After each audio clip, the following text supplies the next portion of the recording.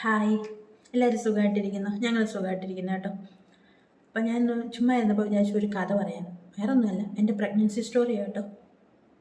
നമ്മുടെ pregnancy time എന്ന് പറയുന്നത് നമുക്ക് ഏറ്റവും സന്തോഷമുള്ള നിമിഷമല്ലേ. അത് നിങ്ങളായിട്ടൊന്ന് ഷെയർ ചെയ്യാമെന്ന് വിചാരിച്ചു. അങ്ങനെ ഞങ്ങളുടെ കല്യാണം കഴിഞ്ഞ് 1.5 വർഷത്തിന് ശേഷം കേട്ടോ പ്രഗ്നൻസി.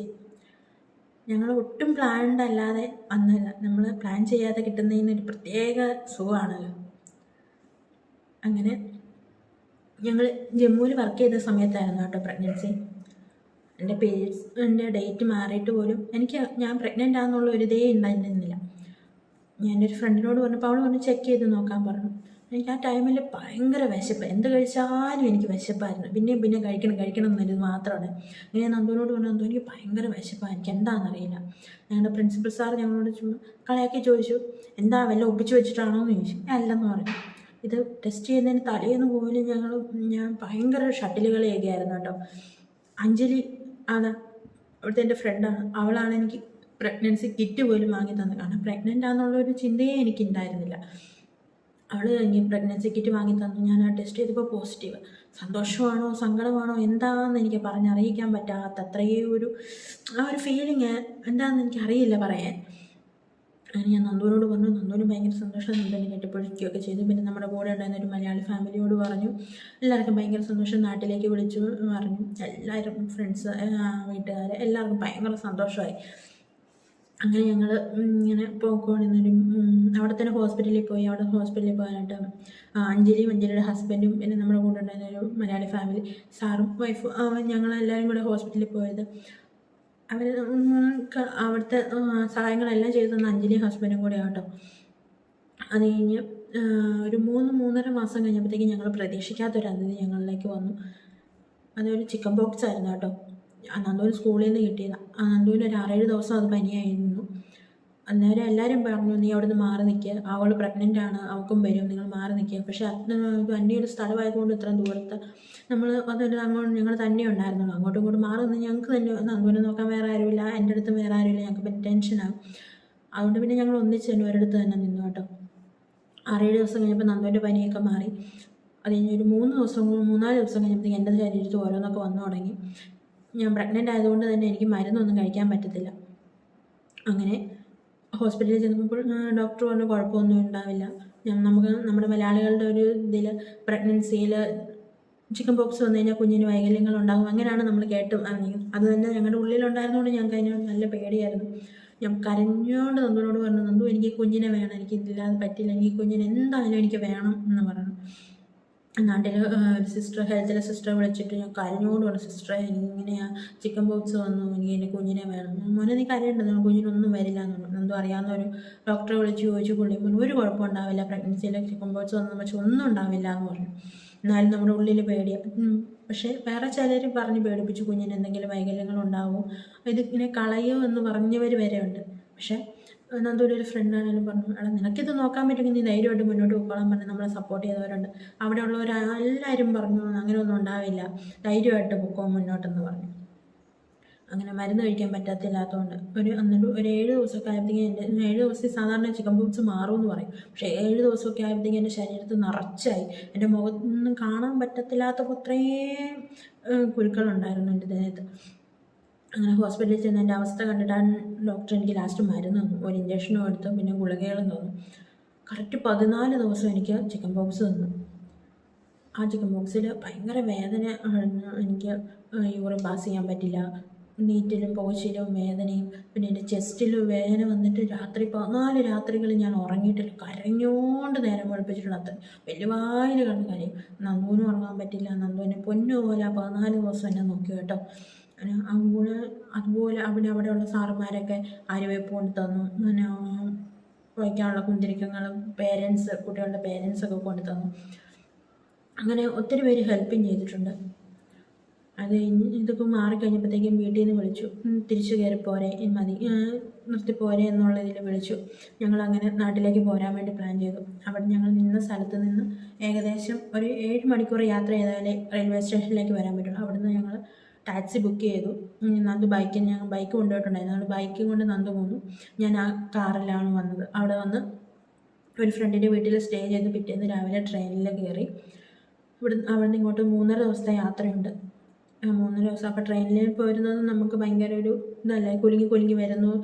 പ്രഗ്നൻസിയിൽ ഏറ്റവും നമ്മൾ കെയർ ചെയ്യേണ്ട ഒരു ടൈമാണ് 3.5-4 മാസം എന്നൊക്കെ പറയുന്നത്. ആ സമയത്ത് തന്നെ ആ ട്രെയിനിൽ യാത്രയൊക്കെ, പക്ഷേ ദൈവാനുഗ്രഹം കൊണ്ട് ഒരു കുഴപ്പമില്ലാതെ ഞങ്ങൾ എത്തി. വന്ന് ട്രെയിൻ ഇറങ്ങിയപ്പോഴത്തേക്കും വീട്ടിൽ നിന്ന് വിളിക്കാൻ വന്നിട്ടുണ്ടായിരുന്നു. അവിടുന്ന് വണ്ടിയിൽ വളരെ പതുക്കെ ട്രാവൽ ചെയ്തിട്ടാണ് കേട്ടോ അവർ വീട് വരെ കൊണ്ടെത്തിച്ചത്. ഇനി വന്ന് അത് കഴിഞ്ഞുള്ള യാത്രകളെല്ലാം സ്കൂട്ടിയിലും ആശുപത്രിയിൽ പോകുന്ന സമയത്ത് ബസ്സിലും ഓട്ടോയിലും ഒക്കെ ആയിരുന്നു കേട്ടോ. അത് കഴിഞ്ഞ് നാടെത്തി കഴിഞ്ഞപ്പോഴത്തേക്കും ഛർദിയൊന്നും ചിക്കൻ ബോക്സ് ഉണ്ടായിരുന്ന ടൈമിൽ ഛർദി ഉണ്ടായിരുന്നു. ഒരു വെള്ളം പോലും കുടിക്കാൻ പറ്റത്തില്ല, അത് ഛർദിക്കുമായിരുന്നു. അത് കഴിഞ്ഞ് നാടെത്തി കഴിഞ്ഞപ്പോൾ എനിക്ക് ഛർദിയൊക്കെ മാറി കേട്ടോ. ഏകദേശം 1 മാസം മാത്രമേ ഛർദിയൊക്കെ ഉണ്ടായിരുന്നുള്ളൂ. നാട്ടിൽ വന്ന് കഴിഞ്ഞ് ഫുഡൊക്കെ കഴിക്കാൻ ഒരു കുഴപ്പമുണ്ടായിരുന്നില്ല. ഇഷ്ടമുള്ള ഫുഡ് ആകെ എനിക്ക് കഴിക്കാൻ കൊതി തോന്നിയത് ഇടിയപ്പം കഴിക്കാനും പിന്നെ തിലോപ്പിയ കഴിക്കാനും കേട്ടോ. നാട്ടിൽ വന്ന പാടെ അത് കഴിച്ചു, സമാധാനമായി. വേറെ ഒരു സാധനത്തിനോടും എനിക്ക് ആഗ്രഹം ഉണ്ടായിരുന്നില്ല. പിന്നെ ഒരു സാധനം തോന്നിയത് ബീട്രൂട്ടാട്ടോ. അത് ജമ്മുവിൽ കിട്ടില്ല, അതുകൊണ്ടാണെന്ന് തോന്നുന്നു അത് കഴിക്കാൻ ഭയങ്കര ആഗ്രഹമായിരുന്നു. അങ്ങനെ പിന്നെ നാടെത്തിക്കഴിഞ്ഞ് വേറെ അങ്ങനെ കഴിക്കാനൊന്നുമില്ല. കൂടുതലും കഴിച്ചുകൊണ്ടിരുന്ന കരിക്കാട്ടോ. കരിക്കും വെള്ളം കുടിക്കാൻ ഭയങ്കര ഇതായിരുന്നു. പിന്നെ ഇങ്ങനെ നാട്ടിൽ പിന്നെ ഡോക്ടറെ കണ്ടു. ഡോക്ടറിനോട് ചോദിച്ചു, ഡോക്ടറെ ഇങ്ങനെ പ്രഗ്നൻസിയിൽ ചിക്കൻ ബോക്സ് വന്നിട്ടുണ്ട്, എന്തെങ്കിലും കുഴപ്പമുണ്ടോ എന്ന് ചോദിച്ചു. ഒരു കുഴപ്പമുണ്ടാവില്ല, നിങ്ങൾ പേടിക്കേണ്ടെന്ന് ഡോക്ടറും പറഞ്ഞു. അങ്ങനെ 7 മാസം 7-ാം മാസത്തെ ചടങ്ങ് കഴിഞ്ഞു. എൻ്റെ വീട്ടിലേക്ക് എന്നെ കൂട്ടിക്കൊണ്ടുപോയി. അത് കഴിഞ്ഞ് പിന്നെ 9-ാം മാസത്തെ ലാസ്റ്റ് സ്കാനിങ് കണ്ട് കഴിഞ്ഞ് കഴിഞ്ഞപ്പോഴത്തേക്കും എനിക്ക് ചുമ്മാ ഒരു ഡൗട്ട് തോന്നി. ഞാൻ സ്കാനിങ് റിപ്പോർട്ട് ജസ്റ്റ് ഒന്ന് ഗൂഗിൾ ചെയ്ത് നോക്കിയപ്പോഴത്തേക്കും അതിൻ്റെ അകത്ത് പറയുന്നു പുക്കിൾക്കൊടി ചുറ്റിയിട്ടുണ്ടെന്ന് കാണിച്ചു. പക്ഷേ അതിൻ്റെ ടെൻഷൻ ഞാൻ ആരോടും പറഞ്ഞുമില്ല. ഡോക്ടർ എന്നോട് പറഞ്ഞില്ല, എന്നെ ടെൻഷനാക്കിയൊന്നുമില്ല. അതുകൊണ്ട് ഞാനും ആരോടും പറഞ്ഞില്ല കേട്ടോ. അത് കഴിഞ്ഞ് 9-ാം മാസത്തെ ഇത് കഴിഞ്ഞ് പിന്നെ ഡോക്ടറുടെ ഡേറ്റ് വന്നു. മെയ് 15 ആയിരുന്നു കേട്ടോ എൻ്റെ ഡെലിവറി ഡേറ്റ്. അത് 12-ാം തീയതി ചെല്ലാൻ പറഞ്ഞു ഹോസ്പിറ്റലിലേക്ക്. അങ്ങനെ ഞങ്ങൾ 12-ാം തീയതി രാവിലെ ഞാനും നന്ദും അമ്മയും കൂടെ പോകാനായിട്ട് റെഡിയായി. അപ്പോൾ അച്ഛൻ എന്നോട് ചോദിച്ചു എങ്ങനെ കുഞ്ഞാൽ പോകുന്നതെന്ന് ചോദിച്ചു. ഞാൻ പറഞ്ഞു നമുക്ക് ബസ്സിന് പോകാം എന്ന് പറഞ്ഞു. കാരണം ഇനിയും ഡേറ്റ് 3-4 ദിവസം കിടപ്പുണ്ടല്ലോ, വേണ്ട ഓട്ടോയ്ക്ക് പോകണം പറഞ്ഞു. അപ്പോഴത്തേക്കും ഈ പ്രഗ്നൻസി ഫോട്ടോഷൂട്ടൊക്കെ എടുക്കണമെന്ന് എനിക്ക് ഭയങ്കര ആഗ്രഹമായിരുന്നു കേട്ടോ. നന്ദു അന്നേരം അടുത്തില്ലായിരുന്നു. നന്ദു ഇച്ചിരി ദൂരത്തായിരുന്നു ജോലി കൊണ്ട്, സമയം കിട്ടാതെ അങ്ങനെ ഫോട്ടോഷൂട്ടൊന്നും എടുക്കാൻ പറ്റിയില്ല. അപ്പോഴത്തേക്കും ഞാൻ നന്ദുവിനോട് പറഞ്ഞു നമുക്ക് ഫോട്ടോ എടുക്കാം എന്ന് പറഞ്ഞു. എടുക്കാൻ പിന്നെ കുഴപ്പമില്ല, എടുക്കാമെന്ന് പറഞ്ഞു. പക്ഷെ അമ്മ അന്നേരം പറഞ്ഞു നമുക്ക് തിരിച്ച് വരുന്ന സമയത്ത് എടുക്കാമെന്ന് പറഞ്ഞു. ഞാൻ വേണ്ട നമുക്ക് എടുത്തിട്ട് പോകാമെന്ന് പറഞ്ഞു. അങ്ങനെ ഫോട്ടോയൊക്കെ എടുത്ത് ഞങ്ങൾ ഹോസ്പിറ്റലിൽ ചെന്നു. ഏകദേശം 12:45 ആയി കേട്ടോ ചെന്നപ്പോഴത്തേക്കും. അന്നേരം ഡോക്ടറെ കണ്ടു. ഡോക്ടർ PV ചെയ്യാമെന്ന് പറഞ്ഞു. PV ചെയ്തപ്പോഴത്തേക്കും തന്നെ എന്നെ അഡ്മിറ്റ് ആക്കി. കാരണം എൻ്റെ സർവീസ് 2 സെൻറ്റിമീറ്റർ അകന്നിട്ടുണ്ടായിരുന്നു കേട്ടോ. പക്ഷേ എനിക്ക് പെയിനോ കാര്യങ്ങളോ ഒന്നുമില്ല. ഡോക്ടർ ചോദിച്ചു വെള്ളം പൊട്ടിപ്പോയോ, അങ്ങനൊന്നും പോയിട്ടില്ല, ഒന്നുമില്ല എന്ന് പറഞ്ഞു. അന്ന് അഡ്മിറ്റ് ആക്കാൻ പറഞ്ഞു. ഞാൻ വെളിയിൽ വന്ന് ഇവരോട് പറഞ്ഞപ്പോഴത്തേക്കും നന്ദുവിനും അമ്മയ്ക്കും ഭയങ്കര ടെൻഷൻ. അവരെൻ്റെ ഓർണമെൻറ്റ്സ് എല്ലാം വലിച്ചൂരി എടുത്ത് എന്തൊക്കെയോ കാണിച്ചു. അങ്ങനെ ഞാൻ തിരിച്ച് റൂമിലേക്ക് കയറിപ്പോയി. അവരവിടെ നിന്ന് എനിക്ക് വേറെ ഡ്രസ്സ് തന്നു, അതൊക്കെ ഇട്ട് ഞാൻ എനിമ വെച്ചു. അതൊക്കെ കഴിഞ്ഞ് ട്രിപ്പ് ഇട്ടു. ഫസ്റ്റ് ട്രിപ്പിലൊന്നും എനിക്ക് പെയിൻ വന്നില്ല. 4 ട്രിപ്പ് ഇട്ടതിന് ശേഷമായിട്ട് എനിക്ക് ചെറിയ ചെറിയ വേദന വന്നു. അത്യാവശ്യം സഹിക്കാൻ പറ്റുന്നതായ വേദനയായിരുന്നു. എന്നാലും ഞാൻ നല്ല രീതിയിൽ കരഞ്ഞു കേട്ടോ. ഇടയ്ക്കിടയ്ക്ക് നേഴ്സുമാരോട് ചോദിച്ചു ആയോ എന്ന് ചോദിച്ചു. പിന്നെ കുഞ്ഞിന് പുക്കിൾക്കൊടി കെട്ടിയിട്ടുണ്ടോ അവർ എനിക്ക് ഓരോ പെയിൻ വരുമ്പോഴും അവർ ചെക്ക് ചെയ്യുന്നുണ്ടായിരുന്നു. കുഞ്ഞിൻ്റെ അനക്കം ചെക്ക് ചെയ്യുന്നുണ്ടായിരുന്നു കേട്ടോ. അടുത്തിരുന്ന നഴ്സുമാരൊക്കെ പറയുന്നുണ്ട് ഇത് നോർമൽ നടക്കാൻ സാധ്യത കുറവാണ്, ചിലപ്പോൾ അത് ഓപ്പറേഷൻ ആയിരിക്കും, കാരണം കുഞ്ഞിൻ്റെ തലയ്ക്ക് വലുപ്പമുണ്ട്. പക്ഷേ ഇതൊന്നും ഞാൻ മൈൻഡ് ചെയ്തേയില്ല. ഇങ്ങനെ കൂളായിട്ട് നിന്നു. എനിക്ക് വലിയ ടെൻഷനോ കാര്യങ്ങളോ ഒന്നും ഉണ്ടായിരുന്നില്ല. അത് കഴിഞ്ഞ് ഒരു 6 മണിയൊക്കെ സമയമാകുമ്പോഴത്തേക്ക് എന്നെ വേറൊരു റൂമിലേക്ക് ഷിഫ്റ്റ് ചെയ്തു. അതായിരുന്നു ശരിക്കും ലേബർ റൂം കേട്ടോ. എൻ്റെ പ്രതീക്ഷയിലുണ്ടായിരുന്ന പോലെ ഒന്നുമല്ല. സാധാരണ ഒരു കട്ടിലും കാര്യങ്ങളും ഒക്കെ നമ്മൾ TV യിലൊക്കെ കണ്ട പോലെ വലിയ പ്രതീക്ഷയായിരുന്നു. അതൊന്നും അല്ലായിരുന്നു. അങ്ങനെ ചെന്നു. ഡോക്ടർ വന്നതും അവിടെ വെർജിനയുടെ അവിടെ ഇതായതും എന്താ പറയുക, വെർജിനയുടെ അവിടെ കുറിക്കുന്നതൊന്നും ഞാൻ അറിഞ്ഞില്ല. കാരണം ഞാൻ ആ സമയത്ത് ഉറങ്ങുമായിരുന്നു കേട്ടോ. ഒരു നേഴ്സ് എന്നെ കളിയാക്കി ഇത്രയും നേരം കരഞ്ഞ ആളാണോ അത് ഇവിടെ ഇരുന്ന് ഇപ്പം ഉറങ്ങുന്നതെന്ന്.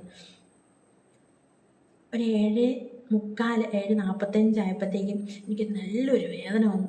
ആ വേദനയിൽ എൻ്റെ കിളിപ്പണ്ണിങ്ങി പോകുന്നു കേട്ടോ. എന്ത് കുഞ്ഞാണെന്നറിയാനുള്ള ഭയങ്കര ആകാംക്ഷയോട് ഞാൻ ഡോക്ടറോട് ചോദിച്ചു, ഡോക്ടർ എന്ത് കുഞ്ഞാ, അതൊക്കെ പിന്നെ പറയാം എന്നായി. ശരി എന്ന് പറഞ്ഞു. പിന്നെ സ്റ്റിച്ചൊക്കെ ഇട്ട് ഞാൻ നേഴ്സിനോട് ചോദിച്ചു, നേഴ്സ് എന്ത് കുഞ്ഞ്, പെൺകുഞ്ഞ്. എല്ലാവരും എന്നോട് പറഞ്ഞു നിനക്ക് ചെറുക്കൻ കൊച്ച 3-4 പേര് പറഞ്ഞു പെങ്കൊച്ചാന്ന്. ബാക്കി എല്ലാവരും പറഞ്ഞു ചെറുക്കൻ. എൻ്റെ ഉള്ളിൽ എനിക്ക് പെങ്കുഞ്ഞായിരുന്നു കേട്ടോ. നന്ദുവിന് ഇഷ്ടം ചെറുക്കൻ കൊച്ചിനെയായിരുന്നു. പക്ഷെ എനിക്ക് പെങ്കൊച്ച എനിക്ക് ഒരുക്കി കൊണ്ട് നടക്കാൻ ഭയങ്കര ഇഷ്ടം. മെല്ലെ പറക്കുന്ന ഉടുപ്പൊക്കെ ഇട്ട് പൊട്ടൊക്കെ തൊട്ട് നടത്തുക, മുടിയൊക്കെ കെട്ടി ഭയങ്കര ഇഷ്ടമുള്ളൊരു കാര്യമാണ് കേട്ടോ. അതുകൊണ്ട് ഞാൻ ആഗ്രഹിച്ച പോലെ ഒരു പെൺകുഞ്ഞെന്ന് പറഞ്ഞപ്പോൾ എനിക്ക് ഭയങ്കര സന്തോഷമായി. പിന്നെ ഉള്ളിലൊരു പേടി, ചിക്കൻ ബോക്സ് വന്ന കുഞ്ഞിന് എന്തെങ്കിലും വന്നതാണോ എന്നുള്ളൊരു പേടിയുണ്ടായിരുന്നു. നേഴ്സ് അവളെ എൻ്റെ അടുത്ത് കൊണ്ടുവന്ന് ഞാൻ അവൾക്ക് നിറകെ ഒരു ഉമ്മയൊക്കെ കൊടുത്ത് അവളെ മൊത്തത്തിൽ ഒന്ന് നോക്കി, എന്തെങ്കിലും കുഴപ്പമുണ്ടോ ഭഗവാനെന്ന്. ഒരു കുഴപ്പമില്ലാതെ സുന്ദരി കുഞ്ഞാവേനെ എനിക്ക് ദൈവം തന്നു കേട്ടോ. അവൾ ഭയങ്കര കരച്ചിലായിരുന്നു. പിന്നെ എനിക്ക് പാലും കൂടി ഇല്ലായിരുന്നു. പിന്നെ അവൾക്ക് അന്നേരം സിസ്റ്റർ ഫോർമുല മിൽക്കൊക്കെ കൊടുത്ത് പിന്നെ അച്ഛൻ്റെ പുറത്തേക്ക് കൊണ്ട് കൊടുത്തു, ഫാമിലിയുടെ കയ്യിലേക്ക് കൊണ്ട് കൊടുത്തു. അത് കഴിഞ്ഞ് എന്നെ അവിടുന്ന് ലേബർ റൂമിൽ നിന്ന് വേറെ റൂമിലേക്ക് മാറ്റി. കിളീനെ അച്ഛൻ്റെ അമ്മയുടെയൊക്കെ കയ്യിൽ ഫാമിലിയുടെ കയ്യിലോട്ട് കൊടുത്തായിരുന്നു കേട്ടോ. നന്ദു ഉണ്ടായിരുന്നു. അങ്ങനെ പിന്നെ ഞങ്ങൾ കുറച്ച് കഴിഞ്ഞ് ഒരു 10 മണിയൊക്കെ ആകുമ്പോഴത്തേക്കും എന്നെ പുറത്തേക്ക് അവരുടെ റൂമിലേക്ക് മാറ്റുക. ഞാൻ ഇറങ്ങി വന്നപ്പോൾ നന്ദു മാത്രം എന്നെ നോക്കി അവിടെ ഇരിപ്പുണ്ട് കേട്ടോ. ബാക്കി എല്ലാവരും കിളീനെ കൊണ്ട് റൂമിലേക്ക് പോയി. നന്ദുവും സിസ്റ്ററും കൂടെ എന്നെ റൂമിലേക്ക് കൊണ്ടുവന്നു. റൂമിൽ ചെന്നപ്പോൾ എനിക്ക് നല്ല വിശപ്പ്. ബിരിയാണി കഴിക്കാനിരുന്ന ഞാനാണേ. അങ്ങനെ റൂമിൽ ചെന്ന് ഞാൻ പറഞ്ഞു എനിക്ക് ഇച്ചിരി കഞ്ഞി തരാൻ പറഞ്ഞു. ഈ 10 മണി രാത്രിയിൽ എവിടുന്നാണ് കഞ്ഞി? അങ്ങനെ ഒരു ഫ്രണ്ടിൻ്റെ വീട്ടിൽ നിന്ന് ലാസ്റ്റ് കഞ്ഞിയും ചമ്മന്തിയും തോരനും കിട്ടി കേട്ടോ. അത് കഴിച്ചു. അങ്ങനെ കിളിപ്പെണ്ണാണ് ഭയങ്കര വഴക്കായിരുന്നു കേട്ടോ. 2-3 ദിവസം കഴിയുമ്പോൾ ഡോക്ടർ വന്ന് ചെക്കപ്പൊക്കെ ചെയ്തപ്പോൾ കിളിക്ക് മഞ്ഞപ്പുണ്ടെന്ന് പറഞ്ഞ് ലൈറ്റിൽ വെച്ചു. അപ്പം എനിക്ക് ഭയങ്കര സങ്കടമായി. എല്ലാവരും പറഞ്ഞു പാലില്ലാത്തത് കൊണ്ടാണ് കുഞ്ഞിന് മഞ്ഞപ്പെന്ന്. ഭയങ്കരമായിട്ട് കരഞ്ഞു. എനിക്ക് ചങ്ക് പൊട്ടുന്ന പോലെ സങ്കടമായി പോയിട്ടോ. ഞാൻ ഭയങ്കരമായിട്ട് കരഞ്ഞു. പിന്നെ ഒരു നേഴ്സ് എന്നെ സമാധാനിപ്പിച്ചു, അങ്ങനെ ഒന്നും അല്ല എന്നൊക്കെ പറഞ്ഞു. എല്ലാ കുഞ്ഞുങ്ങൾക്കും വരുന്നതിന് ചെറിയ രീതിയിലുള്ളതെന്നൊക്കെ പറഞ്ഞിട്ട് അങ്ങനെ 7 ദിവസം ഞങ്ങൾ ആശുപത്രി കഴിഞ്ഞ് 7-ാം ദിവസം ഞങ്ങൾ വൈകിട്ട് വീട്ടിലേക്ക് പോയി കേട്ടോ. പിന്നെ വീട്ടിൽ ചെന്ന് ഒരു 2 ദിവസമൊക്കെ എൻ്റെ സ്റ്റിച്ചിൻ്റെ വേദന വന്നു തുടങ്ങി ആയിരുന്നു. ഇരിക്കാനുള്ള ബുദ്ധിമുട്ടും കാര്യങ്ങളൊക്കെ ഉണ്ടായിരുന്നു. എങ്കിലും 7 ദിവസം വീട്ടിലേക്ക് പോയി. അവിടെ നിന്ന് കുറേ ദിവസങ്ങളിൽ മുറിവ് കൂടുതലായിരുന്നത് കൊണ്ട് തന്നെ ഭയങ്കര വേദനയായിരുന്നു. ഇരിക്കാനൊക്കെ ഭയങ്കര ബുദ്ധിമുട്ടായിരുന്നു. അങ്ങനെ ആ ഒരു കടമ്പ ഞാൻ കടന്നു കേട്ടോ. പിന്നെ 28 ദിവസം കഴിഞ്ഞപ്പോൾ ഞങ്ങൾക്ക് അർത്ഥനയെന്ന് പേരിട്ട് 28 കെട്ടൊക്കെ കിട്ടി. ഹാപ്പി ആയിട്ട് ഉള്ളൊരു മൊമെൻ്റ് ആയിരുന്നു കേട്ടോ എല്ലാം. അങ്ങനെ ഇന്നവർക്ക് 2 വയസ്സും 3 മാസവും കഴിഞ്ഞു. 2.25 വയസ്സായി. ഇടയ്ക്കിടയ്ക്ക് വഴക്ക് കൂടുമെങ്കിലും ഭയങ്കര ഇഷ്ടമാണ് കേട്ടോ എനിക്ക് അവളെ. ഞാൻ എല്ലാ അമ്മമാർക്കും സ്വന്തം കുഞ്ഞുങ്ങൾ അങ്ങനെ ആയിരിക്കും. എനിക്ക് അവളെ വന്നു കഴിഞ്ഞാൽ ഭയങ്കര ജീവനാണ് കേട്ടോ. ഇനി ഇത്രയൊക്കെ ഉള്ളൂ എൻ്റെ സ്റ്റോറി. ഓക്കെ, ഇഷ്ടപ്പെട്ടെങ്കിൽ പറയണം കേട്ടോ. Okay, bye friends.